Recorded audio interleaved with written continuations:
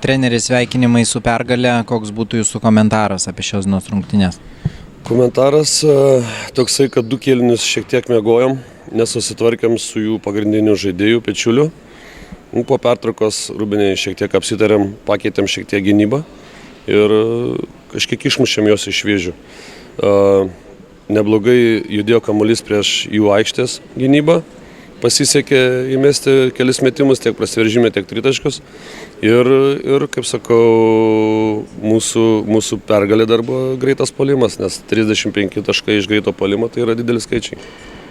Būtent apie greitąjį puolimą, ten berods 35 prieš 10, tai ar visada komanda stengiasi žaisti būtent tokį? Akcentuojam tą greitą puolimą, nes kartais būna, kad prie pozicinio sustojam ir kamuolys tik tais juda, o visi stovim vietoj, tai mums patogesnis žaidimas yra greitas puolimas. Treneri, ar yra kokia nors taisyklė komandoje pelnius 100 taškų? Žinokit, nežinau. Neturit jokios tradicijos? Ne, kol kas neturim, bet čia tiek džiaugiasi jie dėl to 100 įmesto, bet tiksliai nežinau, reikės pasiklaus, gal jie turi tarpusai viduje susitarę dėl kažko, tai nežinau.